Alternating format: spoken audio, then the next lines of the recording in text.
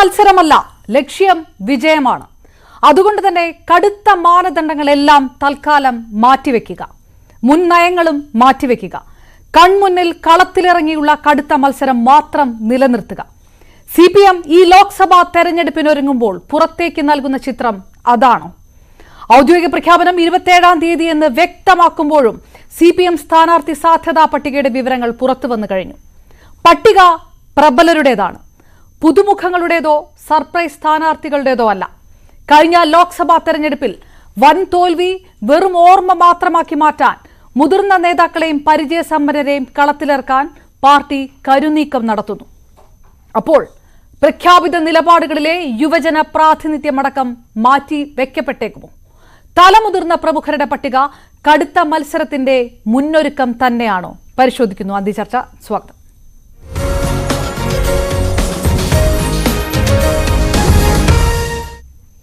രാഷ്ട്രീയ നിരീക്ഷകനായ NM Pearson, CPM നിരീക്ഷകൻ ബലദേവ് സച്ചിദാനന്ദൻ, വലത് നിരീക്ഷകൻ ഷാബു പ്രസാദ്, ഒപ്പം കോൺഗ്രസ് നിരീക്ഷകൻ VR അനൂപ് എന്നിവർ ചേരുന്നു പാനലിസ്റ്റുകളായിട്ട്. 4 പേർക്കും പാനലിലേക്ക് സ്വാഗതം. ആദ്യം ശ്രീ NM പിയേഴ്സൺ, ഔദ്യോഗികമായിട്ട് പ്രഖ്യാപനം വരാനിരിക്കുന്നതേ ഉള്ളൂ, അതിന് ഇനിയും ദിവസങ്ങളുണ്ട്. പക്ഷെ പറഞ്ഞു കേൾക്കപ്പെടുന്ന ചില പേരുകളുണ്ട്. ആറ്റിങ്ങലിൽ V ജോയ് മുതൽ കൊല്ലത്ത് മുകേഷ് തൊട്ട് പത്തനംതിട്ടയിൽ തോമസ് ഐസക് തൊട്ട് ആലപ്പുഴയിൽ AM ആരിഫ് തൊട്ട് അതിങ്ങനെ നീണ്ടു കിടക്കുന്നു. വടകരയിൽ KK ശൈലജയും Kannur MP ജയരാജനും Kasaragod TV രാജേഷും വരെ ആ പട്ടിക നീളുന്നു. പ്രമുഖരായിരിക്കും കളം നിറയുക എന്നുള്ള സൂചനകൾ വരുന്നുണ്ട്. സ്വാഭാവികമായിട്ടും ലോക്സഭാ തെരഞ്ഞെടുപ്പിൽ പാർട്ടിക്ക് അത് ഗുണകരമല്ലേ? പാർട്ടിയെ സംബന്ധിച്ചിടത്തോളം ഈ തെരഞ്ഞെടുപ്പ് വളരെ നിർണായകമാണ്. പ്രത്യേകിച്ച് അഖിലേന്ത്യാ തലത്തിൽ ഒരു അഖിലേന്ത്യാ പാർട്ടി എന്ന നിലയ്ക്കുള്ള അതിന്റെ അംഗീകാരത്തിന്റെ അളവെടുപ്പായിരിക്കാം ഈ തെരഞ്ഞെടുപ്പ്. ഇപ്പൊ സ്വാഭാവികമായിട്ടും കേരളത്തിൽ നിന്ന് ഏറ്റവും കൂടുതൽ വോട്ട് എങ്ങനെ നേടാനായിട്ട് കഴിയും, ഏറ്റവും കൂടുതൽ സീറ്റ് എങ്ങനെ നേടാൻ കഴിയും എന്ന അന്വേഷണം മാത്രമാണ് ഇത്തരത്തിലുള്ള വളരെ പ്രഗത്ഭരായ പാർട്ടിയുടെ നേതാക്കളെ മത്സരിപ്പിക്കാനായിട്ട് തീരുമാനിക്കാനായിട്ട് CPM തയ്യാറായത് എന്നാണ് നമ്മൾ മനസ്സിലാക്കേണ്ടത്. പ്രത്യേകിച്ച് MLA മാരും മന്ത്രിമാരും വരെ മത്സരരംഗത്ത് വരുന്നു എന്നതിന്റെ അർത്ഥം ഒരു കാരണവശാലും ഈ തെരഞ്ഞെടുപ്പിൽ സാധ്യതയുള്ളിടത്തോളം വോട്ട് നേടാനായിട്ട് കഴിയണം, സാധ്യത നഷ്ടപ്പെടുത്താനായിട്ട് ഒരു കാരണവശാലും പാടില്ല എന്ന വളരെ എക്സ്പീരിയൻസ്ഡ് ആയിട്ടുള്ള, എന്നുവെച്ചാൽ ഈ തെരഞ്ഞെടുപ്പ് കാലത്ത് അവർ നേരിട്ടിട്ടുള്ള പലതരത്തിലുള്ള തിരിച്ചടികളുടെ അനുഭവങ്ങളിൽ നിന്ന് തന്നെ ഇനി ഈ തെരഞ്ഞെടുപ്പ് കഴിഞ്ഞതിന് ശേഷം ഒരു പഴി കേൾക്കാനായിട്ട് ഇടവരരുത് എന്ന് കരുതി തന്നെയാണ് ഇത്തരത്തിലുള്ള ഒരു ലിസ്റ്റ് മുന്നോട്ട് വെച്ചത് എന്നാണ് നമ്മൾ മനസ്സിലാക്കേണ്ടത്. പുതുമുഖങ്ങൾക്കും അതുപോലെ സ്ത്രീ പ്രാതിനിധ്യത്തിനും ഒക്കെ അവര് മുൻകാലത്ത് നൽകിയിരുന്നതായിട്ടുള്ള പ്രാധാന്യം പോലും മാറ്റിവെച്ചുകൊണ്ട് തെരഞ്ഞെടുപ്പ് ജയിച്ചില്ലെങ്കിൽ പോലും ഏറ്റവും കൂടുതൽ വോട്ട് നേടാൻ പറ്റുന്നതായിട്ടുള്ള സ്ഥാനാർത്ഥിയെ കളത്തിലിറക്കുക, ആ ഒറ്റ ലക്ഷ്യമാണ് യഥാർത്ഥത്തിൽ ഈ സ്ഥാനാർത്ഥി പട്ടികയ്ക്കുള്ളത് എന്ന് ഒറ്റ നോട്ടത്തിൽ നമുക്ക് വിലയിരുത്താനായിട്ട് കഴിയും.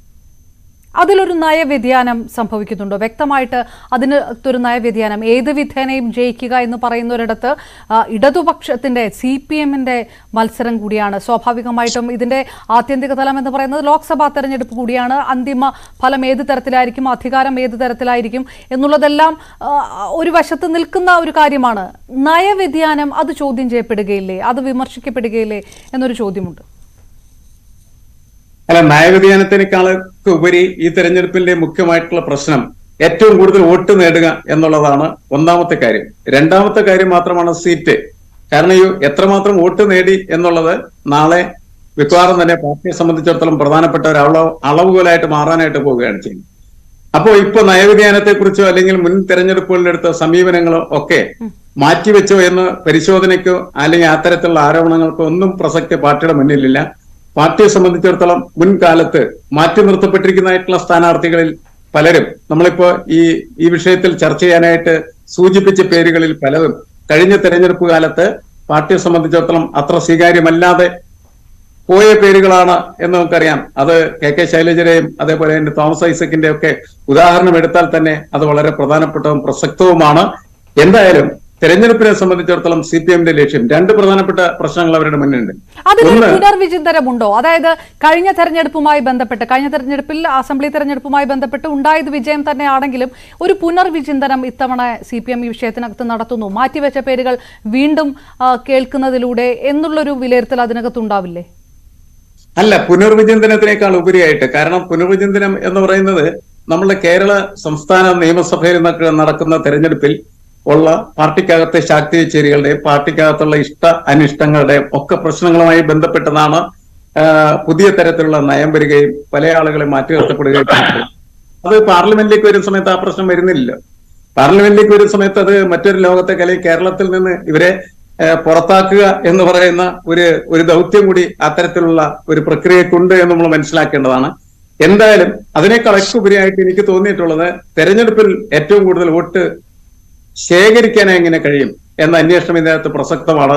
അതാണ് ഏറ്റവും പ്രാമുഖ്യമുള്ളത് എന്ന് തന്നെയാണ് എനിക്ക് തോന്നിയത്. ഓക്കെ, ഞാൻ തിരികെ എത്താം. അഡ്വക്കേറ്റ് ബലദേവ് സച്ചിദാനന്ദൻ, പറഞ്ഞു കേൾക്കുന്നിടത്തോളം പോളിറ്റ് ബ്യൂറോ അംഗങ്ങൾ, കേന്ദ്ര കമ്മിറ്റി അംഗം, മന്ത്രി, MLA-മാര്, ജില്ലാ സെക്രട്ടറിമാര് ഇതെല്ലാം അടങ്ങുന്നതായിരിക്കും സ്ഥാനാർത്ഥി പട്ടിക എന്നുള്ള രീതിയിലുള്ള റിപ്പോർട്ടുകൾ വരുന്നു. അത്തരം പേരുകൾ പുറത്തേക്ക് വരുന്നു. കഴിഞ്ഞ ലോക്സഭാ തെരഞ്ഞെടുപ്പിൽ ഉണ്ടായിട്ടുള്ള ഒരു വമ്പൻ തോൽവിയുണ്ട്. അത് ഒഴിവാക്കുന്നതിനായി പരിചയസമ്പന്നരും അതോടൊപ്പം തന്നെ പ്രമുഖരും മതി, അങ്ങനെ ഉറപ്പിക്കുകയാണോ പാർട്ടി? ഇത് നയവ്യതിയാനോ പുനർവിചിന്തനോ ഒന്നുമല്ല. 2019 തെരഞ്ഞെടുപ്പിൽ ഇടതുപക്ഷ ജനാധിപത്യ മുന്നണിക്കുണ്ടായ പരാജയം നമ്മൾ ഒത്തിരി ചർച്ച ചെയ്തതാണ്. അന്ന് ചില സംഭവങ്ങൾ ഉണ്ടായി, അതുകൊണ്ട് കുറച്ച് പരാജയം ഞങ്ങൾക്ക് സംഭവിച്ചു. ഇപ്പോൾ തീർച്ചയായിട്ടും പാർട്ടി കേരളത്തിലെ മാത്രമല്ല, കേരളത്തിൽ കുറച്ച് MP-മാർ ജയിപ്പിക്കുക എന്നുള്ളതല്ല, കേരളത്തിലെ രാഷ്ട്രീയ കാഴ്ചപ്പാടുകളുമല്ല, ദേശീയ തലത്തിൽ ശക്തരായ MP-മാര് ഇടതുപക്ഷ പ്രസ്ഥാനങ്ങൾക്കുണ്ടാകണം എന്നുള്ള ചിന്താഗതി കൂടി ഇതിനകത്തുണ്ട്. കേന്ദ്രത്തിലേക്ക് പോകുമ്പോൾ വിശേഷിച്ച് ഇന്ത്യ മുന്നണിക്ക് രൂപം കൊടുത്തു. അതിനുശേഷം BJP അധികാരത്തിൽ നിന്ന് മാറ്റി നിർത്തുക. കേരളത്തിൽ എന്തായാലും 20 പേരും ഇന്ത്യ മുന്നണിയുടെ ആൾക്കാർ ജയിക്കും എന്നുള്ള തർക്കമൊന്നുമില്ല. അത് കോൺഗ്രസ് ആയാലും CPM ആയാലും.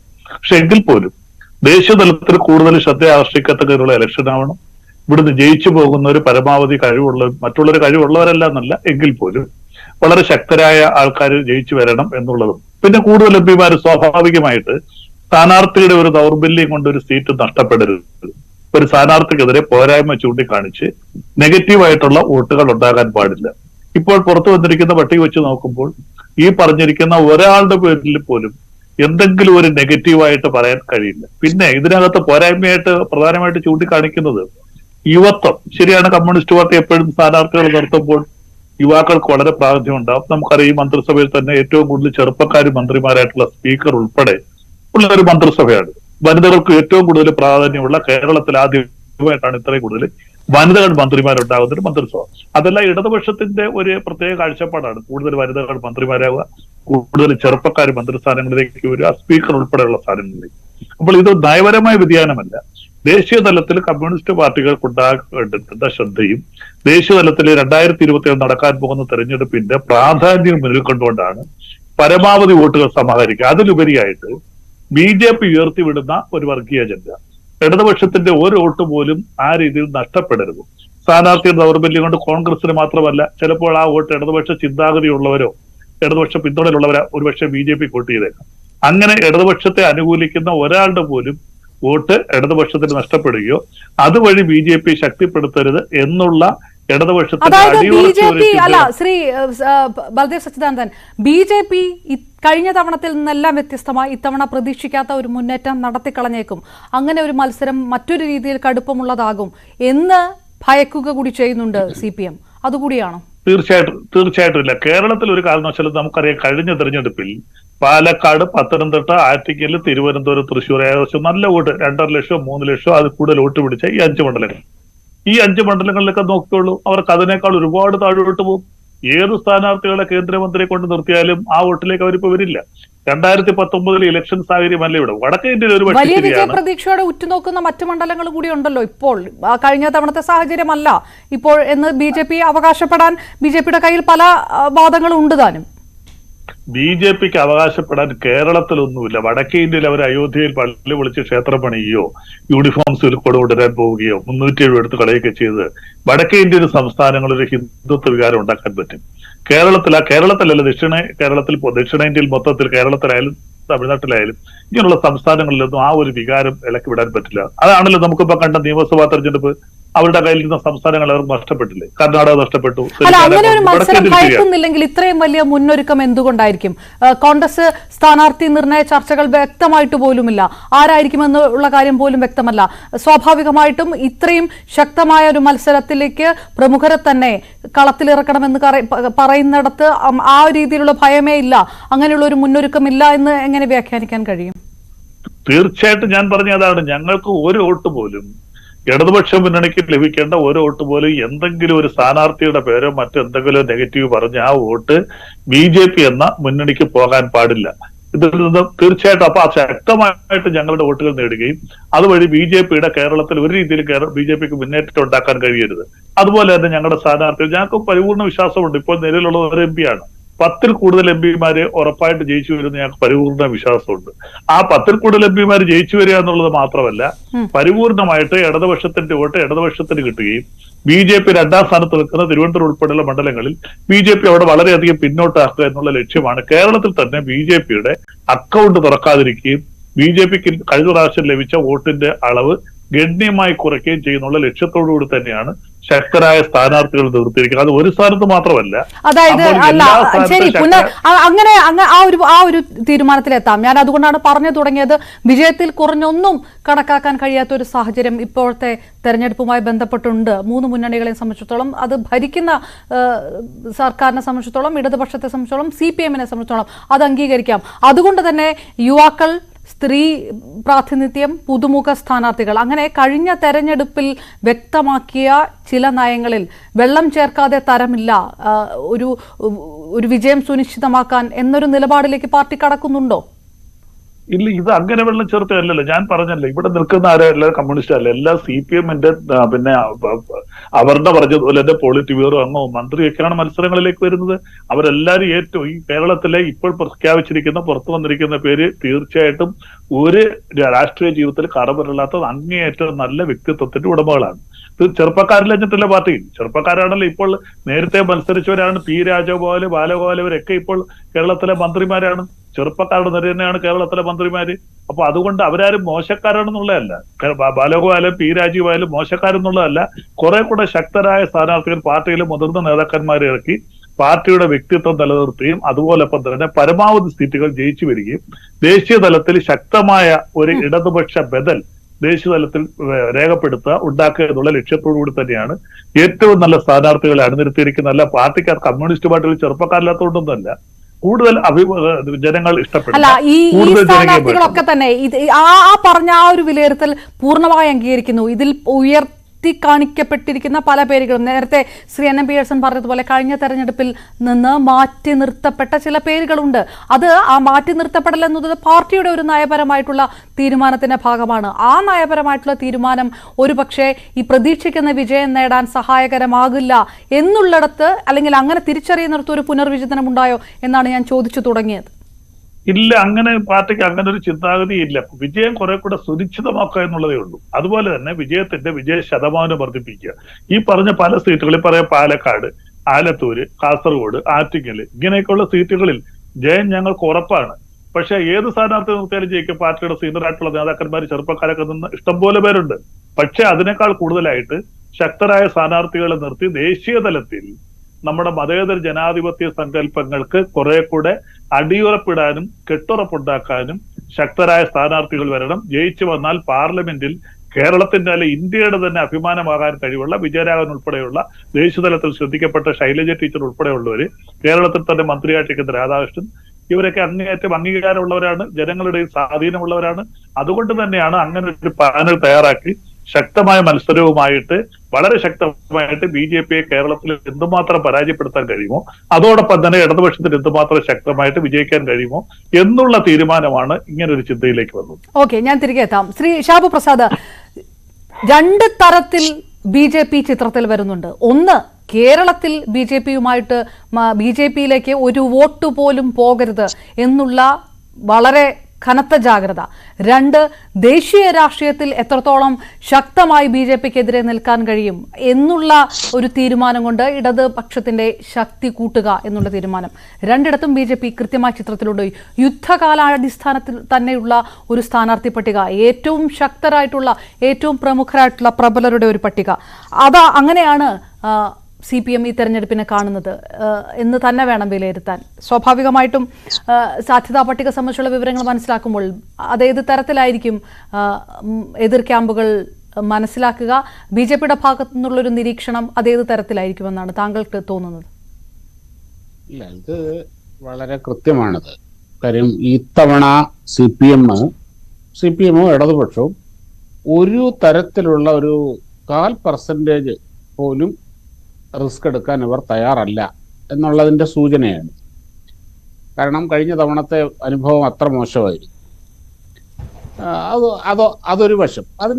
അതുകൊണ്ട് ഇവിടെ മറ്റൊന്നും നോക്കുന്നില്ല, വിജയം മാത്രമാണ് അവർ ലക്ഷ്യം, വിജയം മാത്രമാണ്. പിന്നെ മറ്റൊന്ന് ഞാൻ മനസ്സിലാക്കുന്നൊരു കാര്യം പറയാം.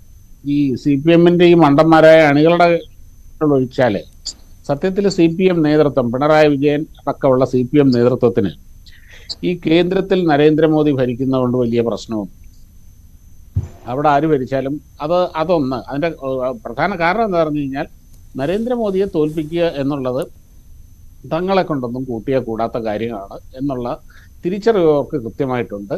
അപ്പോൾ തങ്ങളുടെ എല്ലാ പ്രാദേശിക കക്ഷികളും എടുത്തിരിക്കുന്ന ഒരു നയമാണത്. CPM ഇപ്പോൾ ഫലത്തിലൊരു പ്രാദേശിക കക്ഷി മാത്രമാണല്ലോ. അപ്പം തങ്ങളുടെ ക്യാച്ച്മെന്റ് ഏരിയയിൽ തങ്ങളുടെ സാന്നിധ്യം പരമാവധി ഉറപ്പുവരുത്തുക, പരമാവധി വോട്ടും സീറ്റും നേടുക എന്നുള്ളത് തന്നെയാണ്. കേന്ദ്രത്തിൽ ആര് വേണേ ഭരിച്ചത്, തങ്ങളുടെ നിലനിൽപ്പ് മാത്രമാണ് അവർക്ക് വിഷയം. അത് മാത്രമാണ്. അതിന്റെ അതെങ്ങനെയാണ് ശരിയാകുക? വീക്കായിട്ടുള്ള സ്ഥാനാർത്ഥിയെ നിർത്തുക ആയിരുന്നെങ്കിലും ആ രീതിയിലുള്ള ആരോപണം ഉയർന്നേനെ. അതുകൊണ്ടാണ് വളരെ ദുർബലരായിട്ടുള്ള സ്ഥാനാർത്ഥികളെ നിർത്തുന്നത്.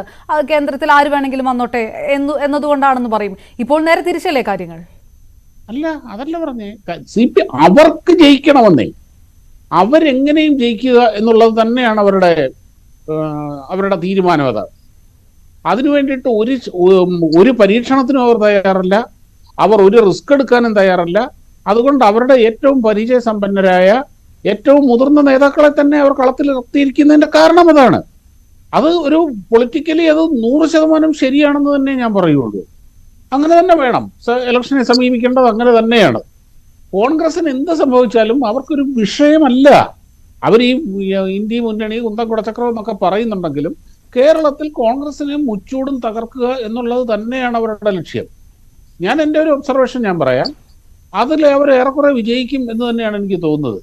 2004 തെരഞ്ഞെടുപ്പിനോട് ഫലത്തിനോട് അടുത്ത് നിൽക്കുന്ന ഒരു റിസൾട്ട്. 2004 തെരഞ്ഞെടുപ്പിന്റെ ഫലം നമുക്ക് ഓർമ്മയുണ്ടാവും. അന്ന് 20 സീറ്റിൽ 18 സീറ്റിൽ LDF ജയിച്ചു, 1 സീറ്റിൽ UDF ജയിച്ചു, 1 സീറ്റിൽ NDA ജയിച്ചു. മൂവാറ്റുപുഴ മണ്ഡലത്തിൽ NDA ആണ് ജയിച്ചത്. ഏകദേശം അതിനോടടുത്ത് നിൽക്കുന്ന ഒരു തെരഞ്ഞെടുപ്പ് റിസൾട്ട് ആയിരിക്കും ഇത്തവണ ഉണ്ടാകാൻ പോകുന്നത് എന്ന് തന്നെയാണ് ഞാൻ വിലയിരുത്തുന്നത്. കാര്യം അതിൻ്റെ ഒരു പ്രധാന കാരണം, മറ്റൊരു കാരണം കൂടെ ഉണ്ട്. കോൺഗ്രസ് അത്രമാത്രം ദുർബലമാണ്. ഇപ്പം ഈ കോൺഗ്രസിന്റെ അകത്തെ ഈ MP അവർ മിക്കവാറും എല്ലായിടത്തും സിറ്റിംഗ് MPമാരെ തന്നെയാണ് ഇറക്കാൻ പോകുന്നതെന്ന് അറിയുന്നു. ഈ MPമാരെല്ലാവരും തന്നെ മത്സരത്തിനിറങ്ങുന്നത് പകുതി മനസ്സോടുകൂടിയാണ്. ഇപ്പം ഈ TN പ്രതാപനായാലും ശരി, രാജ്മോഹൻ ഉണ്ണിത്താനായാലും ശരി, K മുരളീധരനായാലും ശരി, പല പ്രാവശ്യമായിട്ട് അവർ അവരുടെ അതൃപ്തി അറിയിച്ചിട്ടുണ്ട്. അതിന്റെ കാരണം വേറൊന്നുമല്ല. പണ്ടൊക്കെ എന്ന് പറഞ്ഞാൽ ഒരു MP ആകാൻ ഒരു ടിക്കറ്റിന് വേണ്ടിയിട്ടുള്ള ഇടി നമുക്ക് ഓർമ്മയുണ്ട്. പക്ഷെ ഇപ്പൊ നിങ്ങൾ ആലോചിച്ച് നോക്കൂ, സ്ഥാനാർത്ഥിത്വത്തിന് വേണ്ടിയിട്ട് കോൺഗ്രസിന്റെ അകത്തോ UDFന്റെ അകത്തോ വല്ല അടിയോ ബഹളോ ഉണ്ടോ? ആകെയുള്ളത് മുസ്ലിം ലീഗും കോൺഗ്രസും തമ്മിലുള്ള തർക്കം മാത്രമാണ്. അല്ലാതെ സ്ഥാനാർത്ഥിത്വത്തിന് വേണ്ടിയിട്ട് കോൺഗ്രസിന്റെ AICC ഇന്ദിരാഭവനിൽ പോയുള്ള വടിയും ബഹളവും കാര്യങ്ങളും ഒന്നും ഇപ്പൊ കാണുന്നില്ല. കാരണം എന്ന് പറഞ്ഞാൽ ആർക്കും വേണ്ട ലോക്സഭാ സീറ്റ്. അതിന്റെ ഒരു കാരണം വളരെ നമ്മളത് രസകരമാണത്. ഈ CPMനാണെങ്കിൽ അതിന്റെ ഫിനാൻസിന് അതിൻ്റെതായ കുറെ സംവിധാനങ്ങളുണ്ട്. UDFനെ സംബന്ധിച്ചിടത്തോളം കോൺഗ്രസിനെ സംബന്ധിച്ചിടത്തോളം ഒരാൾ ഒരു സ്ഥാനാർത്ഥിയാകുമ്പോൾ മിനിമം 15-20 കോടി രൂപ ഒരു തെരഞ്ഞെടുപ്പിന് ചെലവാകും, ഒരു മണ്ഡലത്തിൽ ചെലവാകും. അതിൽ 4-5 കോടി രൂപയെങ്കിലും സ്ഥാനാർത്ഥി കയ്യിൽ നിന്ന് എടുത്തേ പറ്റൂ. അത് കടം മേടിച്ചിട്ടാണേലും കൈക്കൂലി മേടിച്ചിട്ടാണേലും പണയം വെച്ചിട്ടാണെങ്കിലും എന്തെങ്കിലും. ഇവരെങ്ങനെ ഈ പൈസ തിരിച്ചു പിടിക്കും? പണ്ടൊക്കെ എങ്ങനെ അതിനുള്ള സാധ്യതകളുണ്ടായി. എം പി ഫണ്ട് അനുവദിക്കുന്നതിൻ്റെ അകത്തെ ക്രമക്കേടുകൾ നടത്തുക, അഡ്മിഷൻ സെൻട്രൽ സ്കൂളുകളിലെ അഡ്മിഷൻ നടത്തുക, പെട്രോൾ പമ്പ് അനുവദിച്ചു കൊടുക്കുക, ഇങ്ങനെ അഴിമതിക്കൊക്കെ ഒരുപാട് സാധ്യതകളുണ്ട്. ട്രാൻസ്ഫറുകൾ ഒപ്പിക്കുക. ഈ സാധ്യതകൾ ഉപയോഗിച്ചുകൊണ്ടായിരുന്നു ഇവർ ഈ ഇൻവെസ്റ്റ്മെന്റ് തിരിച്ചു പിടിച്ചിരുന്നതും അതുകൊണ്ട് നന്നായിരുന്നത്. ഈ സാധ്യതകൾ ഈ കഴിഞ്ഞ 10 വർഷത്തിൽ ഇല്ലാതായി. ഇപ്പൊ കോൺഗ്രസിന്റെ ഒരു MP ആവുക എന്ന് പറഞ്ഞു കഴിഞ്ഞാൽ അതൊരു നഷ്ടക്കച്ചവടമാണ്. ഇപ്പൊ അതേ രമ്യ ഹരിദാസ് ഒക്കെ കടന്ന് കരയുന്ന കണ്ടില്ലേ? ഒരു ദിവസം ഒരു TV ചാനലിലിരുന്ന്. ഒന്നുമില്ല, നഷ്ടമാണ്, കടമാണ്, കടം കയറി മുടിഞ്ഞിരിക്കുകയാണ്. രാജ്മോഹൻ ഉണ്ണിത്താൻ പറഞ്ഞു കേട്ടു, ഭാര്യയുടെ ശമ്പളം കൊണ്ടാണ് ജീവിക്കുന്നത്. അവർ പറയുന്നത് സത്യമാണ്. ഇവർക്ക് ഒരു നിവർത്തിയില്ല, കുത്തുപാള എടുത്തു.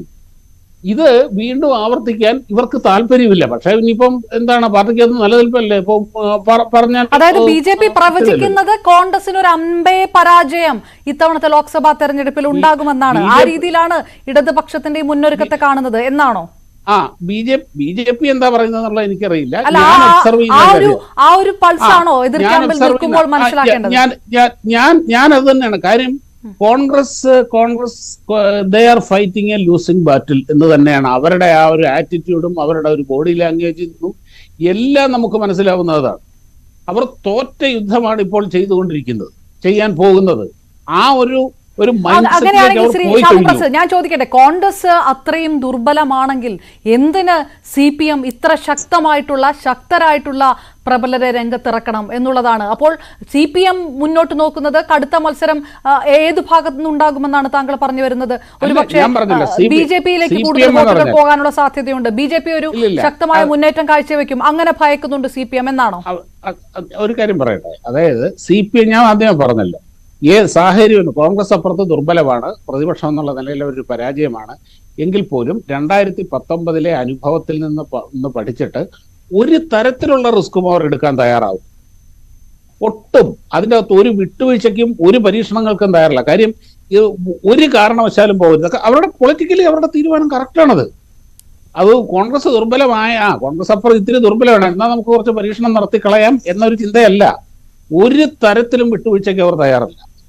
അതാണ്. പിന്നെ ശ്രീ ബലദേവ് സച്ചിദാനന്ദൻ പറഞ്ഞത് BJPയിലോട്ട് കോൺഗ്രസിന്റെ വോട്ടുകൾ പോകാതിരിക്കാൻ വേണ്ടിയിട്ടാണ് ഇവർ അതിശക്തരായ സ്ഥാനാർത്ഥികളെ ഇറക്കിയിരിക്കുന്നത്. അദ്ദേഹത്തിന് അറിയാമല്ലോ, നമുക്കെല്ലാവർക്കും അറിയാവുന്ന കാര്യമല്ലേ. BJP കേരളത്തിൽ ഏറ്റവും അധികം സാധ്യത കൽപ്പിക്കപ്പെടുന്ന 2 മണ്ഡലങ്ങൾ എന്ന് പറയുന്നത് ഒന്ന് തിരുവനന്തപുരം, ഒന്ന് തൃശ്ശൂരുമാണ്. ഈ 2 മണ്ഡലങ്ങളിലും LDFന്റെ സ്ഥാനാർത്ഥികൾ ഇവരാണ്, CPI ആണ്. ഈ അവിടെ ഈ ആറ്റിങ്ങൽ അല്ലെങ്കിൽ ഇവിടെ പത്തനംതിട്ടയിൽ തോമസ് ഐസക്കും കണ്ണൂരിലെ ജയരാജനും ഒക്കെ മത്സരിച്ചുകൊണ്ട് തിരുവനന്തപുരത്ത് എന്ത് കാര്യമുള്ളത്? ഇപ്പൊ കണ്ണൂർ BJPക്ക് സാധ്യതയുള്ള ഒരു സ്ഥലമാണ്. അവിടെ എന്തിനാ അവർ ശക്തമായ ഒരു സ്ഥാനാർത്ഥി ഇറക്കിയിരിക്കുന്നത്? അവർ കാരണം ഇത് തന്നെയാണ്. അത് BJP വോട്ട് ഭയന്നോ അങ്ങനെയല്ല. തീർച്ചയായിട്ടും BJPയുടെ വളർച്ചയെ അവർ ആശങ്കയോടെ നോക്കിക്കാണുന്നുണ്ടാകും. പക്ഷെ അവർക്ക് അതിനേക്കാട്ടിലൊക്കെ പ്രാധാന്യം ഇവിടെ ജയിക്കുക എന്നുള്ളത് തന്നെ. എന്ത് ചെയ്തും ജയിക്കുക, പാർലമെന്റിൽ നല്ലൊരു റെപ്രസെന്റേഷൻ ഉണ്ടാവുക എന്നുള്ളത്. CPMനും കോൺഗ്രസിനും ഇത് നിർണായകമാകുന്നതിന്റെ കാര്യം. ഈ കഴിഞ്ഞ തവണത്തെ തെരഞ്ഞെടുപ്പിലെ 2019 തെരഞ്ഞെടുപ്പിൽ കോൺഗ്രസിന് ഏറ്റവും അധികം സീറ്റ് കിട്ടിയത് കേരളത്തിൽ നിന്നാണ്. കേരളത്തിൽ നിന്നാണ് കോൺഗ്രസ് 2 അക്കം കടന്ന ഒരേ ഒരു സംസ്ഥാനമാണ് കേരളം. അത് കൈവിട്ടു പോയി കഴിഞ്ഞാൽ പിന്നെ എന്തായിരിക്കും കേന്ദ്രത്തിലെ അവസ്ഥ? CPMനെ സംബന്ധിച്ചിടത്തോളം CPMന് ഒറ്റയ്ക്ക് ശക്തമായി ഇടതുപക്ഷത്തിന് സീറ്റുകൾ ലഭിക്കാവുന്ന ഒരേ ഒരു സംസ്ഥാനമാണ് കേരളം. ബാക്കിയുള്ളിടത്തെല്ലാം അതായത് പ്രാദേശിക കക്ഷികളുടെയും കോൺഗ്രസിന്റെയൊക്കെ അടുക്കള നിരക്കി വിറക് വെട്ടിയും വെള്ളം കോരിയും കിട്ടുന്ന സീറ്റേ ഉള്ളൂ. തമിഴ്നാട്ടിലുമൊക്കെ സ്വന്തമായ രീതിയിൽ കിട്ടുന്ന സീറ്റ് വിജയിക്കാൻ കഴിയുന്നത് കേരളമാണ്. ആ കേരളത്തിൽ അവരൊരു വിട്ടുവീഴ്ചയ്ക്കും തയ്യാറില്ല. അവർക്ക് ഇന്ത്യ മുന്നണിയും വേണ്ട, ഒരു മുന്നണിയും വേണ്ട. കേന്ദ്രം മോദി ഭരിച്ചോട്ടെ, BJP ഭരിച്ചോട്ടെ, അവർക്കതൊരു പ്രശ്നവുമല്ല. അവർക്ക് അവരുടെ പ്രാതിനിധ്യം, അവരുടെ ഭാവി, അവരുടെ നിലനിൽപ്പ്, അത് മാത്രമാണ്. അതാണ് ഷാബു പ്രസാദ്. എന്തായാലും വളരെ വളരെ ഗുരുതരമായിട്ടുള്ള ആരോപണങ്ങളൊക്കെ അതിനകത്തുണ്ട്. അതിലൊക്കെ മറുപടി മറ്റ് പാനലിസ്റ്റുകൾ പറയുമെന്ന് ഞാൻ പ്രതീക്ഷിക്കുന്നു. ശ്രീ VR അനൂപ്, കഴിഞ്ഞ തവണ ഉണ്ടായത് രാഹുൽ തരംഗം, അതിനകത്ത് കോൺഗ്രസ് പച്ച പിടിച്ചു. പക്ഷെ ഇത്തവണ ആ തരംഗത്തിലേക്ക് നോക്കണ്ട, പോരാഞ്ഞ് ഒരിഞ്ച് പോലും വിട്ടുകൊടുക്കാൻ CPM ഉദ്ദേശിക്കുന്നുമില്ല. അങ്ങനെയാണോ വായിച്ചെടുക്കേണ്ടത്? ഒരുപക്ഷെ ഈ സാധ്യതാ പട്ടികയൊക്കെ പുറത്തു വരുമ്പോൾ കോൺഗ്രസ് അൻപേ പരാജയത്തിലേക്ക്, പിന്നെ കോൺഗ്രസ് ഒരുപക്ഷെ തെരഞ്ഞെടുപ്പ് പട്ടിക പുറത്തു വരുമ്പോൾ തന്നെ ഭയപ്പെടേണ്ട ഒരവസ്ഥയിലേക്ക്, അത്രയും മുന്നൊരുക്കത്തിലേക്ക് CPM കടക്കുകയാണ് എന്നൊരു ചിത്രം നൽകാൻ ഉദ്ദേശിക്കുന്നുണ്ടോ അവർ? അല്ല, വെറും അഭ്യൂഹങ്ങളെ അടിസ്ഥാനമാക്കിയിട്ടുള്ള ഒരു ചർച്ചയാണ് പ്രാഥമികമായി ഈ ചർച്ച. കാരണം CPM-ന്റെ സ്ഥാനാർത്ഥി പട്ടിക ഇനിയും പ്രഖ്യാപിക്കപ്പെട്ടിട്ടില്ല. പക്ഷെ അപ്പോൾ പോലും നിങ്ങൾ ചർച്ച ചെയ്യാൻ ഉദ്ദേശിക്കുന്ന, ഹൈലൈറ്റ് ചെയ്യുന്ന 2 കാര്യങ്ങൾ പ്രധാനമാണ് എന്നാണ് എന്റെ അഭിപ്രായം. ഒന്ന്, CPM അതിന്റെ നയനിലപാടുകളിൽ ചില വിട്ടുവീഴ്ച ചെയ്തുകൊണ്ട് സ്ഥാനാർത്ഥികളെ അവതരിപ്പിക്കും. 2, അതിന്റെ യോജന പ്രതിനിധാനം പോലുള്ള റെപ്രസെന്റേഷനുമായി ബന്ധപ്പെട്ടുള്ള പ്രശ്നം. ഇത് രണ്ടും ഒരു പുതിയ കാര്യമല്ല എന്നാണ് അഭിപ്രായം. 4 മന്ത്രിമാർ ഘടകകക്ഷിയെന്ന അവതരിച്ചപ്പോൾ അതിന് ഏറ്റവും കമ്മ്യൂണിറ്റായി പറഞ്ഞ പാർട്ടിയാണ്. CPM-ന്റെ മന്ത്രിസഭയിൽ 9 അംഗങ്ങൾ ഒരു പ്രത്യേക സമുദായത്തിൽ നിന്നാണ്. CPM ഒരേ സമയം മറ്റുള്ളവരെ ഇത്തരം കാര്യങ്ങളിൽ ടാർഗറ്റ് ചെയ്യുകയും അതേസമയം സ്വന്തം കാര്യങ്ങളിൽ യാതൊരു വിധത്തിലുള്ള തത്വദീക്ഷയില്ലാതെ ജനാധിപത്യത്തിന്റെ റെപ്രസെന്റേഷൻ, പ്രാതിനിധ്യം പോലുള്ള പ്രശ്നങ്ങളിൽ തങ്ങൾക്ക് എന്തും ആകാം എന്നുള്ള നിലപാടാണ് മുൻകാലങ്ങളിൽ സ്വീകരിക്കുന്നത്. പിന്നെ ഈ സ്ഥാനാർത്ഥികൾ നിർത്തുന്ന കാര്യത്തിൽ VM സുധീരനെ പോലെ ഒരാൾക്കെതിരെ ആലപ്പുഴയിൽ പുന്നപ്ര വയലാറിന്റെ മണ്ണിൽ അന്ന് യാതൊരു വിധത്തിലുള്ള പാർട്ടി പശ്ചാത്തലവും ഇല്ലാത്ത ഡോക്ടർ KS മനോജിനെ പോലെ, അദ്ദേഹത്തിന്റെ വിദൂരമായ ഒരു സ്വപ്നത്തിൽ പോലും മെഡിക്കൽ കോളേജിൽ പഠിക്കുന്ന കാലത്ത് പോലും SFIയുടെ ഒരു പ്രകടനത്തിൽ അറിയാതെ പോലും പങ്കെടുക്കാത്ത ഒരാളെ സ്ഥാനാർത്ഥിയെ അവതരിപ്പിച്ച ഒരു ചരിത്രം കേരളത്തിൽ CPM-നുണ്ട്. എന്ന് മാത്രമല്ല, നമ്മളൊക്കെ CPM-കാരൊക്കെ വളരെ കാൽപ്പനികവൽക്കരിച്ച് പറയുന്ന 1957-ലെ ബാലറ്റ് പേപ്പറിലൂടെ അധികാരത്തിൽ വന്ന ആദ്യത്തെ കമ്മ്യൂണിസ്റ്റ് മന്ത്രിസഭ എന്നൊക്കെ പറയുമ്പോൾ അതിൽ തന്നെ സ്വതന്ത്രരുടെ ഒരു വലിയൊരു പങ്ക് നിർണായകമാണ്. സ്വതന്ത്രം എന്ന് പറഞ്ഞാൽ ഡോക്ടർ AR മേനോൻ എന്ന് പറയുന്ന കേരളത്തിലെ ആദ്യത്തെ ആരോഗ്യമന്ത്രിയായ മനുഷ്യൻ തൃശ്ശൂരിൽ നിന്നാണ്. അദ്ദേഹം ഹിന്ദു മഹാസഭയുടെ കൂടി പിന്തുണയുള്ള സ്വതന്ത്രനാണ്. അപ്പോൾ CPM അത്തരം ഒരു അൺഹോളി അലയൻസ് അല്ലെങ്കിൽ തങ്ങൾക്ക് തോന്നുന്നിടങ്ങളിൽ ജയിക്കാൻ വേണ്ടി എന്ത് കളിയും കളിക്കുന്ന പാർട്ടിയാണ്. പിന്നെ ഇവിടെ കോൺഗ്രസ് അടപടലം പൊട്ടുമെന്നൊക്കെ CPM-നും ശ്രാവപ്രസാദിനെ പോലുള്ള ആളുകൾക്ക് ആഗ്രഹിക്കുന്നതിൽ അതിൽ അവരെ തെറ്റു പറയേണ്ടതില്ല. അത് അവരുടെ ആഗ്രഹമാണ്, അവരങ്ങനെ പ്രതീക്ഷിക്കുന്നു. CPM കോൺഗ്രസ് കേന്ദ്രത്തിൽ എങ്ങനെ സംഭവിച്ചാലും, കോൺഗ്രസിന് വലിയ തകർച്ച നേരിട്ടാലും CPM കുറച്ചു കാലമായി, CPM-ന്റെ ഒരു രാഷ്ട്രീയം എന്ന് പറയുന്നത് തങ്ങൾക്ക് സ്വാധീനമുള്ള ഇടങ്ങളിൽ തങ്ങളുടെ ശക്തി വർദ്ധിപ്പിക്കുക എന്നതിൽ കവിഞ്ഞ് പാൻ ഇന്ത്യനായ ഒരു വീക്ഷണം ഉള്ള ഒരു പാർട്ടിയല്ല CPM എന്ന്. അത് ഫാസിസത്തെ കുറിച്ച് സംസാരിക്കുമ്പോഴും ഈ പറയുന്ന അതിനെതിരെയുള്ള അടവുപരമായ സഖ്യങ്ങൾ ഉണ്ടാക്കണമെന്ന് പറയുമ്പോഴും CPM-നെ സംബന്ധിച്ച് നമ്പർ ഗെയിമിൽ അതിന്റെ പാർട്ടി എന്നുള്ള നിലയിൽ അംഗീകാരം നിലനിർത്തുക, പറ്റാവുന്ന പാൻ ഇന്ത്യൻ വീക്ഷണം എന്ന് പറയുമ്പോൾ കേരളത്തിലുള്ള ഒരു പ്രാദേശിക രാഷ്ട്രീയത്തിൽ സ്വാഭാവികമായിട്ടും അത് ആ തരത്തിലല്ല പോയിക്കൊണ്ടിരിക്കുന്നത്. ഒരു ഇന്ത്യ മുന്നണിക്ക് അങ്ങോട്ടും ഇങ്ങോട്ടും സഹായകമാകുന്ന രീതിയിലുള്ള കാര്യങ്ങളല്ല കോൺഗ്രസും CPM-ഉം നടത്തിപ്പോകുന്നത്. അതിൽ പുതുമയൊന്നുമില്ലല്ലോ. അല്ല, ഞാൻ പറയുന്നത് കേരളത്തിലെ മാത്രം കാര്യമല്ല, അഖിലേന്ത്യാ തലത്തിൽ CPM-നെ സംബന്ധിച്ച് അതിന്റെ താല്പര്യങ്ങളുള്ള ഏരിയ, അതിന് സ്വാധീനമുള്ള ഏക ഇടം എന്ന് പറയുന്നത് കേരളമാണ്. അതെല്ലാവർക്കും അറിയുന്ന കാര്യമാണ്. അപ്പോൾ അവിടെ CPM-ന്റെ ആർച്ച് റൈവൽ, പ്രധാന എതിരാളി എന്ന് പറയുന്നത് കോൺഗ്രസ് ആണ്. CPM കേരളത്തിൽ മാത്രമല്ല ഇന്ത്യയിൽ ഉടനീളം കോൺഗ്രസിന്റെ സമ്പൂർണമായ തകർച്ച ആഗ്രഹിക്കുന്ന ഒരു രാഷ്ട്രീയ പ്രസ്ഥാനമാണെന്നുള്ള കാര്യത്തിൽ സംശയമില്ല. അതിനെ സംബന്ധിച്ച് CPM-നെ സംബന്ധിച്ച് സ്വന്തമായ ഒരു ബദൽ രൂപപ്പെടുത്താനുള്ള, രാഷ്ട്രീയമായി രൂപപ്പെടുത്താനുള്ള ശേഷിയോ ശേമുഷിയോ ഇല്ല.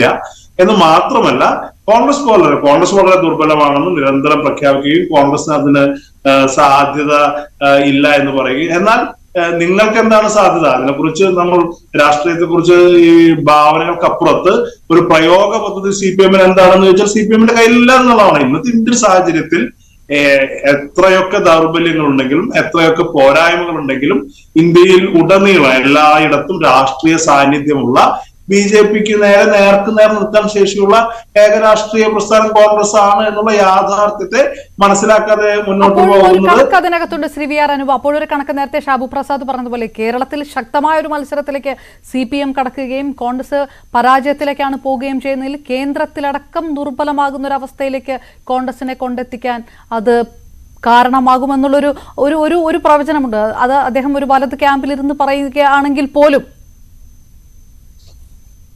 അല്ല, ഞാൻ പറഞ്ഞത് ശ്യാമപ്രസാദിനെ പോലുള്ളവരും CPM-ഉം ഒരേ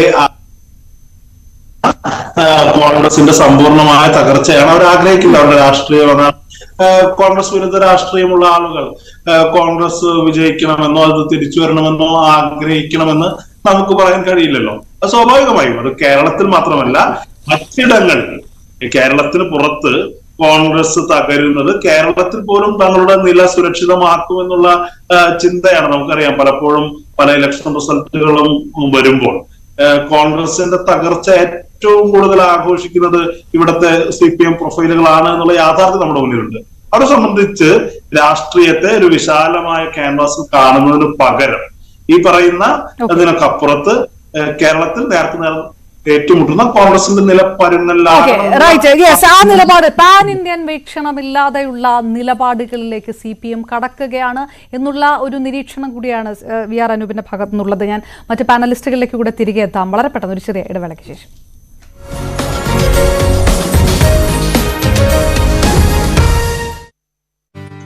ആവർത്തിക്കുന്ന ഒരു കാര്യം കൂടിയാണ്. അപ്പോൾ ഈ ഒരു ഘട്ടത്തിൽ ഇപ്പോൾ മുൻപൊന്നും ഇല്ലാത്ത വിധം വയനാട് വന്യജീവി ശല്യം കൊണ്ട് പൊറുതിമുട്ടുന്ന ഒരു സമയമാണ്. ആ ഒരു ഘട്ടത്തിൽ പ്രത്യേകിച്ച് ഈ ഒരു 3 ആഴ്ചയ്ക്കിടെ 3 പേർ കാട്ടാനയുടെ ആക്രമണത്തിൽ കൊല്ലപ്പെട്ട ഒരു സാഹചര്യത്തിൽ കടുവയുടെ സാന്നിധ്യം പലയിടങ്ങളിലായി കണ്ട സാഹചര്യം തുടങ്ങി ഈ നാടിനെ സംബന്ധിച്ച് വലിയ ആശങ്കയാണ് ഇപ്പോഴുള്ളത്.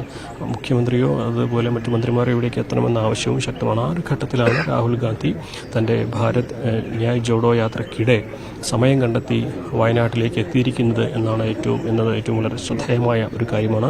അദ്ദേഹം ഈ ഒരു മരിച്ച ആളുകളുടെ വീടുകളിലേക്കാണ് ഇന്ന് ആദ്യം പോവുക. അതിനുശേഷം ജില്ലാ ഭരണകൂടത്തിലെ കളക്ട്രേറ്റിൽ കളക്ടറുമായിട്ടുള്ള കൂടിക്കാഴ്ചയുണ്ട്. ഇക്കാര്യങ്ങളെല്ലാം തന്നെ ഈ ഒരു വിഷയത്തിൽ എടുത്ത നിലപാടുകൾ, ചെയ്ത കാര്യങ്ങൾ, ഇനി ചെയ്യേണ്ട കാര്യങ്ങൾ, ഇതൊക്കെ തന്നെ അദ്ദേഹം ഒരു ചർച്ച ചെയ്ത് ഇക്കാര്യങ്ങൾ പാർലമെന്റിൽ അവതരിപ്പിക്കുക അല്ലെങ്കിൽ കേന്ദ്രത്തിന് ശ്രദ്ധയിൽപ്പെടുത്തും എന്ന ഒരു പ്രതീക്ഷയാണ് ഈ നാടിനുള്ളത്.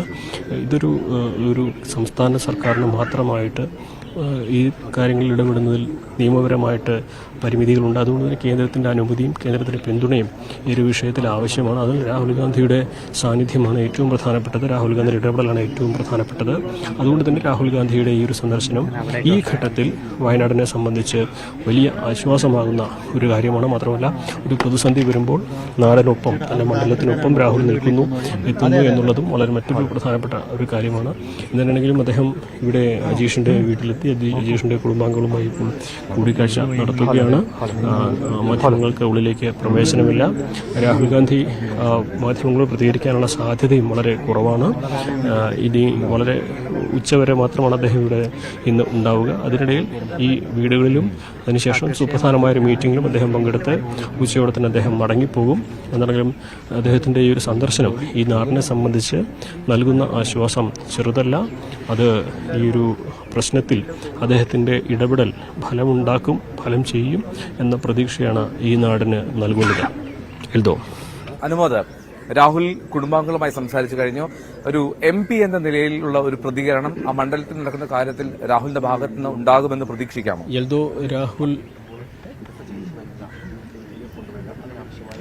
എൽദോ, രാഹുൽ അജീഷിന്റെ വീട്ടിലെ സന്ദർശനം പൂർത്തിയാക്കി അല്പസമയത്തിനകം തന്നെ പുറത്തിറങ്ങുമെന്നാണ് അറിയാൻ കഴിയുന്നത്. അദ്ദേഹത്തിനൊപ്പം ഉണ്ടായിരുന്ന നേതാക്കൾ പുറത്തേക്ക് എത്തിക്കഴിഞ്ഞു. അദ്ദേഹവും കൂടിക്കാഴ്ച പൂർത്തിയാക്കി ഇപ്പോൾ തന്നെ പുറത്തിറങ്ങാനാണ് സാധ്യത. അദ്ദേഹം കുടുംബാംഗങ്ങളോട് സംസാരിക്കുകയാണ് ഇപ്പോൾ. ഇതിനുശേഷം അദ്ദേഹം കഴിഞ്ഞ ദിവസം കൊല്ലപ്പെട്ട പാക്കം സ്വദേശിയായ പോളിൻ്റെ വീട്ടിലേക്കാണ് പോവുക. അതിനുശേഷം അദ്ദേഹം കഴിഞ്ഞ മാസം രാഹുലിത ഇപ്പോൾ അജീഷിൻ്റെ വീട്ടിൽ നിന്നും പുറത്തിറങ്ങുകയാണ്. ഞാൻ നേരത്തെ സൂചിപ്പിച്ചതുപോലെ ഈ നാടിനെ സംബന്ധിച്ച് രാഹുലിൻ്റെ ഈ സന്ദർശനം വലിയ ഒരു ആശ്വാസമാണ്.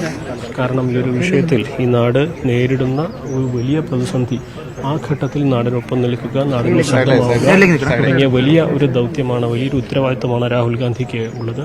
ആ ഒരു ഘട്ടത്തിലാണ് അദ്ദേഹത്തിന് സന്ദർശനം എന്നത് വളരെ പ്രധാനപ്പെട്ട കാര്യമാണ്. അദ്ദേഹം മാധ്യമങ്ങളോട് സംസാരിക്കാൻ കുറവാണ്. കാരണം അദ്ദേഹത്തിൻ്റെ വളരെ കുറഞ്ഞ സമയക്രമത്തിലാണ് അദ്ദേഹം ഈ ഒരു സന്ദർശനം നടത്തുന്നത്. പക്ഷേ എങ്കിലും ഈ ഒരു നാടിൻ്റെ പ്രശ്നങ്ങൾ മനസ്സിലാക്കി ഇതിന് എന്ത് പരിഹാരം കാണാൻ കഴിയും. വീണ്ടും ചർച്ചയിലേക്ക് ശ്രീ NM പിയേഴ്സൺ, യുദ്ധം പോലത്തെ ഒരു തെരഞ്ഞെടുപ്പ് വരികയാണ്. അത്രയും ഫ്ലൈറ്റ് ആയിട്ടുള്ള ഒരു രാഷ്ട്രീയ സാഹചര്യം നിൽക്കുമ്പോൾ വിജയമല്ലാതെ മറ്റൊന്നും മുന്നിൽ കാണേണ്ട ആവശ്യമില്ല.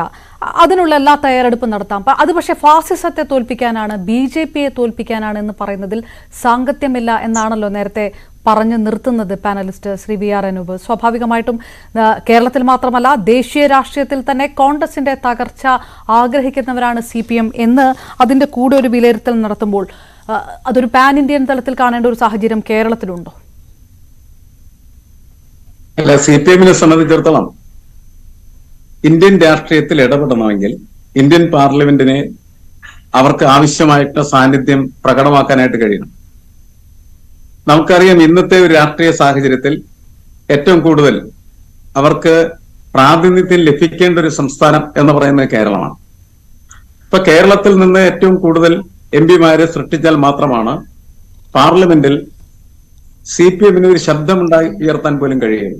ഇപ്പൊ കഴിഞ്ഞ കാലങ്ങളിലെല്ലാം CPM മുന്നോട്ട് വെക്കുന്ന കേരളത്തിന്റെ സാമ്പത്തിക പ്രശ്നങ്ങളിലും മറ്റു കാര്യങ്ങളിലൊക്കെ കേന്ദ്രം നടത്തുന്നതായിട്ടുള്ള ഇടപെടലുകളോ അവഗണനകളോ അവയ്ക്കെതിരെ ശബ്ദിക്കാനായിട്ട് CPM-ന് എവിടെ MP-മാരുള്ളൂ?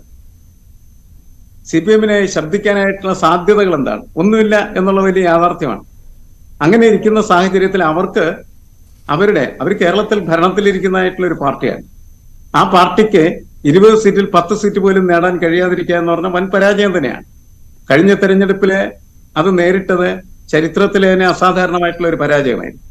ആ പരാജയത്തെ എങ്ങനെ മറികടക്കും എന്നുള്ളത് തന്നെയാണ് ഒരു പാൻ ഇന്ത്യൻ പൊളിറ്റിക്സിൽ ഇടപെടുന്നതിനേക്കാൾ കൂടുതൽ പ്രാമുഖ്യത്തോടും പ്രാധാന്യത്തോടെ രാഷ്ട്രീയ പ്രായോഗികതയോടെ ചിന്തിക്കുന്ന സമയത്ത് CPM-ന്റെ ഉയരുന്നതായ രാഷ്ട്രീയ പ്രശ്നം എന്നാണ് ഞാൻ കണക്കാക്കുന്നത്. അപ്പൊ അതുകൊണ്ട് അതിനെ നേരിടാൻ തന്നെയാണ് ആ പാർട്ടി ഇപ്പോൾ ഇത്തരത്തിലുള്ള ഒരു സമീപനം സ്വീകരിച്ചിരിക്കുന്നത്. അതിൽ യാതൊരു വിധമായിട്ടുള്ള തെറ്റും കാണേണ്ടതില്ല എന്നാണ് എനിക്ക് തോന്നുന്നത്. അത് കഴിഞ്ഞതിന് ശേഷം രണ്ടാമത് മാത്രമാണ് അവരുടെ, അതായത് ഞാനത് ഇടപെട്ട് ചോദിക്കുന്നത്, നേരത്തെ ശ്രീ ബൽദേവ് സച്ചിദാനന്ദൻ പറഞ്ഞതുപോലെ ഒരു വോട്ട് പോലും BJP-യിലേക്ക് പോകാതിരിക്കാനുള്ള ജാഗ്രതയല്ല അതിന് പിറകിൽ. അല്ല, BJP-യിലേക്കോ കോൺഗ്രസിലേക്കോ പോകാതിരിക്കുക എന്നുള്ളത് തന്നെയാണല്ലോ പ്രധാനപ്പെട്ട. അവർക്ക് ജയിക്കണം എന്നുണ്ടെങ്കിൽ അവർക്ക് കിട്ടേണ്ടതായിട്ടുള്ള ഒന്ന് ഭരണം ഉണ്ടാക്കിയിരിക്കുന്നതായിട്ടുള്ള ഒരു പ്രതിസന്ധിയും അതേപോലെ തന്നെ ഭരണവിരുദ്ധ വികാരമുണ്ട്. അതിനെ കൂടി മറികടക്കുക എന്ന് പറയുന്നത് പ്രധാനപ്പെട്ട ഒരു കാര്യമാണ്. മാത്രമല്ല, കഴിഞ്ഞ ലോക്സഭാ തെരഞ്ഞെടുപ്പ് കാലത്തുണ്ടായിരുന്ന രാഷ്ട്രീയ സാഹചര്യത്തിൽ നിന്ന് വ്യത്യസ്തമായിട്ടുള്ള ഒരു രാഷ്ട്രീയ സാഹചര്യം നിലനിൽക്കുന്നുണ്ട്. അങ്ങനെ നിലനിൽക്കുന്ന ഈ പ്രത്യേക രാഷ്ട്രീയ സാഹചര്യത്തിൽ എങ്ങനെയാണ് അവർക്ക് മാക്സിമം സീറ്റും അതുപോലെ മാക്സിമം വോട്ടും അത് BJP-യിലേക്കും കോൺഗ്രസിലേക്കും പോകാതിരിക്കൽ തന്നെയാണ് പ്രധാനപ്പെട്ടത്.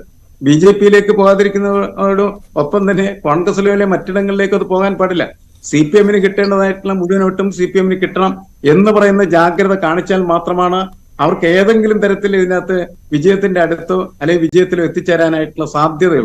അതാണ് പ്രധാനപ്പെട്ട പ്രശ്നം. അത് രാഷ്ട്രീയ പ്രശ്നമാണ്, രാഷ്ട്രീയ കാഴ്ചപ്പാട് തന്നെയാണ്.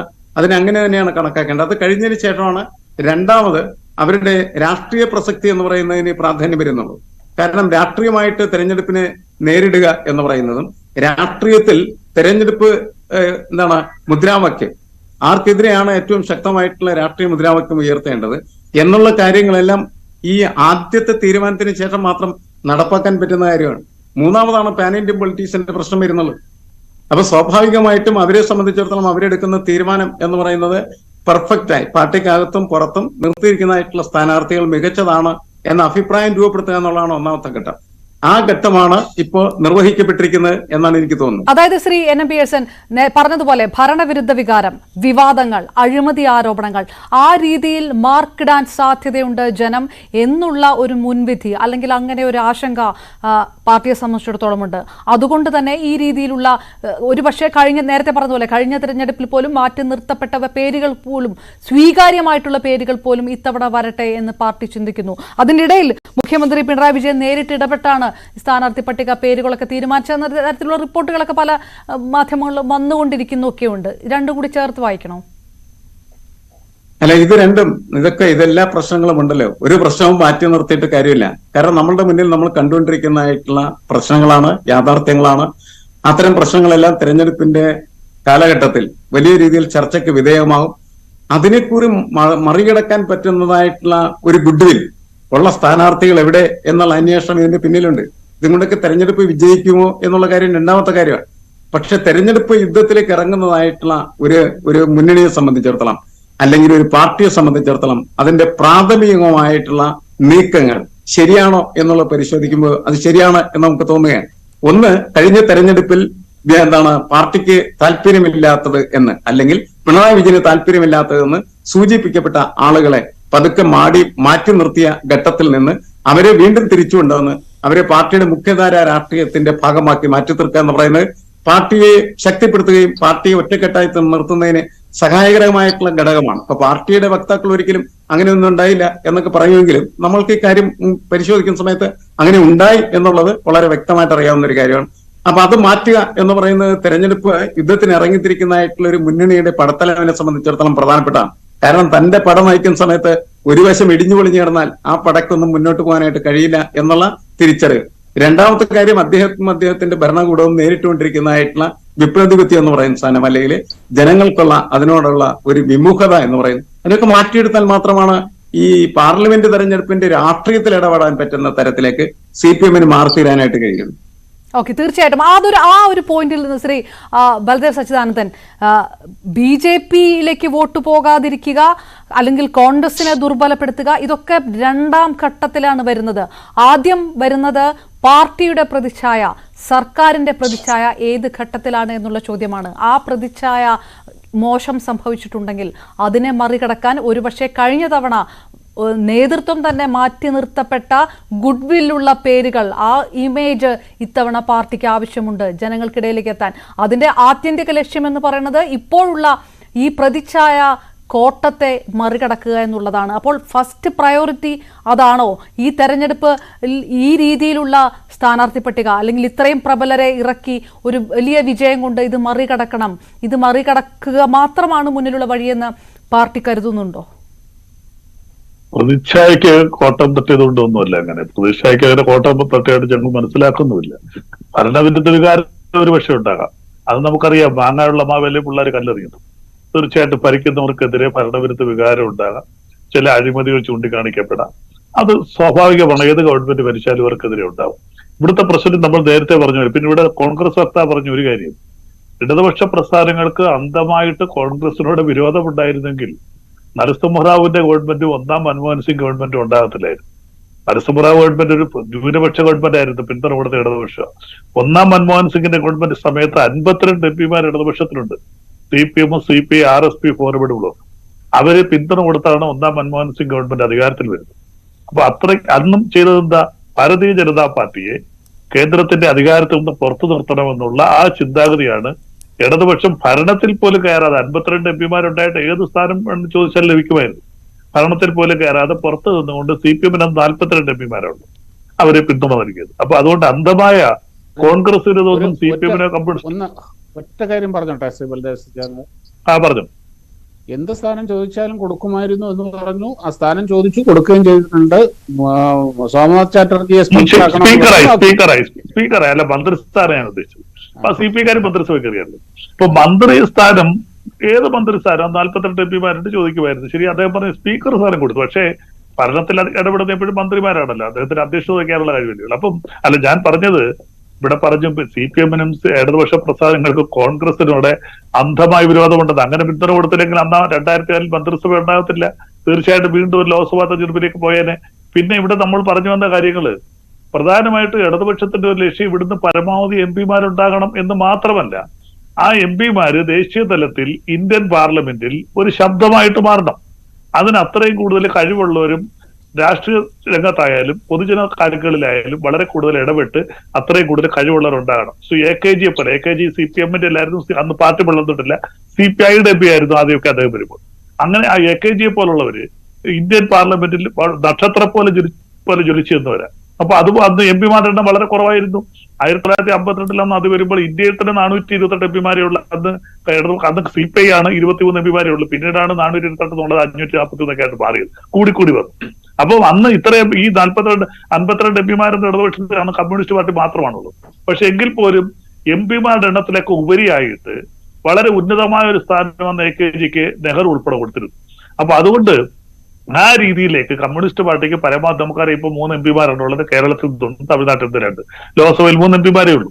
അപ്പോൾ ആ രീതിയിലേക്ക് കൂടുതൽ MP-മാരെ കൊണ്ടുവന്ന് കേന്ദ്രത്തിൽ ശക്തമായ രീതിയിൽ കേന്ദ്രത്തിന്റെ നയവ്യതിയാനങ്ങൾ, അവരുടെ സാമ്പത്തിക കാര്യങ്ങൾ, മതപരമായ കാര്യങ്ങൾ, ഇങ്ങനെയുള്ള കാര്യങ്ങളിൽ ശക്തമായ ഒരു ചർച്ചയ്ക്ക് മുന്നോട്ട് പോകണമെങ്കിലും ക്രിയാത്മകമായ രീതിയിൽ പാർലമെന്റിലെ കാര്യങ്ങൾ ചലിപ്പിക്കണമെന്നുണ്ടെങ്കിൽ അതിന് കഴിവുള്ള MP-മാര് വേണം. അത് ഇപ്പോഴത്തെ സാഹചര്യത്തിൽ ശ്രീ ഷാബു പ്രസാദ് പറഞ്ഞ കറക്റ്റ് ആണ്. CPM-ന് ഏറ്റവും കൂടുതൽ MP-മാരെ ജയിപ്പിക്കാൻ കഴിയുന്നത് കേരളത്തിൽ നിന്നാണ്.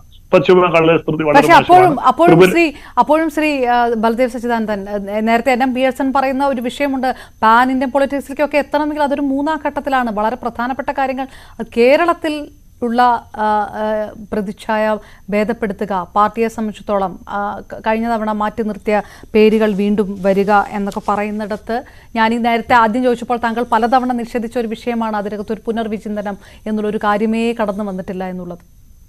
അല്ല, അതിനകത്ത് എപ്പോഴും നമുക്ക് നമ്മുടെ അടിത്തറ വിവരപ്പെടുത്തണം. അടിത്തറ വളരെ ശക്തമായിരിക്കണം. CPM-നെ സംബന്ധിച്ച് ഇപ്പൊ ഇന്ത്യയിൽ ഏറ്റവും കൂടുതൽ അടിത്തറയുള്ള ഒരു സംസ്ഥാനം എന്ന് പറയുന്നത് കേരളമാണ്. ഭരണമുള്ള സംസ്ഥാനം കേരളമാണ്. എന്നാൽ MLA-മാര് മറ്റു പല സ്റ്റേറ്റിലുണ്ട്, ബീഹാറിലുണ്ട്, തമിഴ്നാട്ടിലുണ്ട്, ഒറീസയിലുണ്ട്, മറ്റു പല സ്റ്റേറ്റിലായിട്ട്. ഇവിടെ 62 MLA-മാരുള്ള മൊത്തം 79 ഇല്ല ഞാൻ പറഞ്ഞില്ലല്ലോ, ഉണ്ടെന്ന് ഞാൻ പറഞ്ഞില്ല. 62 MLA-മാര് കേരളത്തിലുള്ളൂ. 79 MLA-മാരുണ്ട്. ബാക്കി 17 MLA-മാര് മറ്റ് നിരവധി സംസ്ഥാനങ്ങളിൽ നിന്നാണ്. പക്ഷെ അടുത്തറയുള്ളത് കേരളത്തിലാണ്. 42 സീറ്റുണ്ട് പശ്ചിമബംഗാളിൽ ലോക്സഭയിലേക്ക്. അവിടെ ഇപ്പോൾ MP-മാരുടെ യാഥാർത്ഥ്യമാണ്. MLA-മാരും ഇല്ല.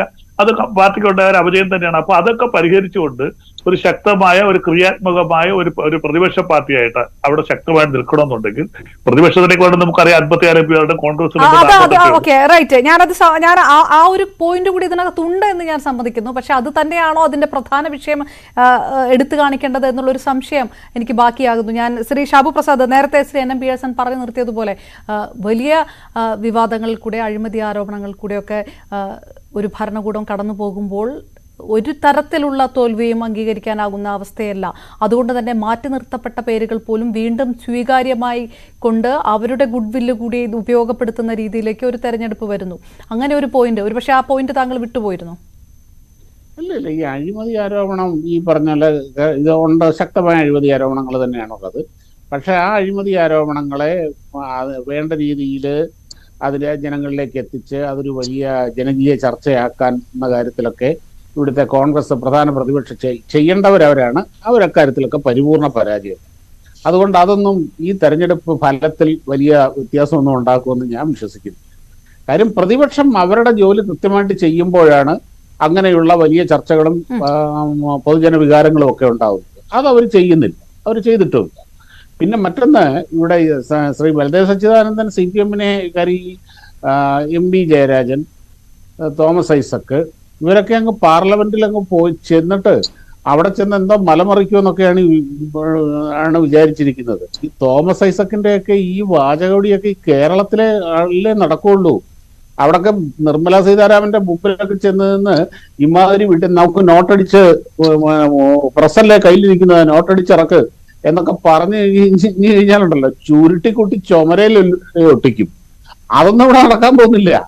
അത് കാര്യം ഈ ഉള്ള ഇപ്പൊ ഇത്രയും പേരുകൾ ഇപ്പൊ പുറത്തു വന്നിട്ടുണ്ട്. MP ജയരാജൻ, തോമസ് ഐസക്ക്, ശൈലജ, പിന്നെ ആരാണ്, വിജയരാഘവൻ, മന്ത്രി K രാധാകൃഷ്ണൻ, ഇവരുടെയൊക്കെ അറിഞ്ഞില്ലേ? ഇവരൊക്കെയാണോ ഈ ഇന്ത്യൻ പാർലമെന്റിൽ പോയിട്ട് വലിയ തലയെടുപ്പോടെ അങ്ങ് അതാ രീതിയിലേക്ക് ചർച്ച കടന്നു പോകും. സ്വാഭാവികമായിട്ടും ആ രീതിയിലുള്ള വിമർശനങ്ങൾ താങ്കൾ അതൊന്നുമല്ല. ചർച്ച അതൊന്നുമല്ല. പക്ഷെ കേരളത്തെ സംബന്ധിച്ചിടത്തോളം അവർ മുതിർന്ന നേതാക്കന്മാരാണ്, പരിചയസമ്പന്നരാണ്. അവരെ നിർത്തി പരമാവധി വോട്ടുകൾ നേടുക, എന്നുള്ളത് മാത്രമാണ്. ഇതിനകത്ത് CPM-നെ സംബന്ധിച്ചിടത്തോളം വിജയമാണ് മുന്നിൽ വരുന്നതെങ്കിൽ ഒരുപക്ഷെ ജനങ്ങളുടെ മുന്നിൽ പ്രതിപക്ഷം ഉന്നയിച്ച പല ആരോപണങ്ങളും ഇതാ തള്ളിപ്പോയിരിക്കുന്നു എന്ന് അഭിമാനപൂർവ്വം പറയാൻ പാർട്ടിക്ക് കഴിയുകയും ചെയ്യും. അങ്ങനെ ഒരു വിഷയം കൂടി ഈ തെരഞ്ഞെടുപ്പ് ഫലം നിർണായകമാകുന്നതിനകത്ത് അവരതിൽ വിജയിക്കും എന്ന് തന്നെയാണ് എനിക്ക് തോന്നുന്നത്. ഇടതുപക്ഷം അതിന്റെ അകത്ത് വിജയിക്കും എന്ന് തന്നെയാണ് ഞാൻ വിശ്വസിക്കുന്നത്. അതെ, ചോദ്യം വ്യക്തമല്ല. പ്രതിപക്ഷം ഉന്നയിച്ച ആരോപണങ്ങളെല്ലാം ജനം തള്ളിക്കളഞ്ഞിരിക്കുന്നു എന്ന്, ഇതിനകത്ത് വലിയ വിജയമാണ് ഉണ്ടാകുന്നതെങ്കിൽ CPM-ന് ധൈര്യപൂർവ്വം അഭിമാനപൂർവ്വം അവകാശപ്പെടാനാകും. അങ്ങനെ രാഷ്ട്രീയപരമായി നിർണായകം കൂടിയാണ്, സംസ്ഥാന രാഷ്ട്രീയത്തിൽ കൂടി നിർണായകമാണ് ഇത്തവണത്തെ തെരഞ്ഞെടുപ്പ്. അതുകൂടിയായിരിക്കണം CPM കാണുന്നുണ്ടാവുക. ഒന്നാമത് CPM-ന് അത്തരത്തിലുള്ള ഒരു വിജയം ഉണ്ടാകുമെന്ന് ഞാൻ കരുതുന്നില്ല. കേരളത്തിൽ കോൺഗ്രസ് നേതൃത്വം നൽകുന്ന UDF കേരളത്തിന്റെ ഒരു രാഷ്ട്രീയമായ വിധിയെടുത്ത് അതിനനുകൂലമായിരിക്കും, കോൺഗ്രസിന് അനുകൂലമായിരിക്കും എന്നാണ് ഞാൻ വിചാരിക്കുന്നത്. രണ്ടാമത്തെ കാര്യം, തെരഞ്ഞെടുപ്പിൽ ഒന്നാം പിണറായി സർക്കാർ ചെയ്ത എല്ലാ കാര്യങ്ങളും ഒരു തെരഞ്ഞെടുപ്പിൽ വിജയിച്ചാൽ അത് തീർന്നു, അതിനൊക്കെ സാധുത ലഭിച്ചു, അതിനൊക്കെ ജനങ്ങളുടെ അംഗീകാരം ലഭിച്ചു എന്ന തരത്തിൽ രാഷ്ട്രീയത്തെ കാണാൻ CPM-ന് കഴിയുമോ? അങ്ങനെയാണെങ്കിൽ നരേന്ദ്രമോദി വലിയൊരു ശരിയാണെന്ന് CPM-ന് അംഗീകരിക്കേണ്ടി വരില്ലേ? തിരഞ്ഞെടുപ്പ് വിജയങ്ങൾക്ക് അതിനെ നിർണ്ണയിക്കുന്ന വൈകാരികമായ പല ഘടകങ്ങളുണ്ട്, ഇലക്ഷൻ മാനേജ്മെന്റ് കാര്യങ്ങളുണ്ട്.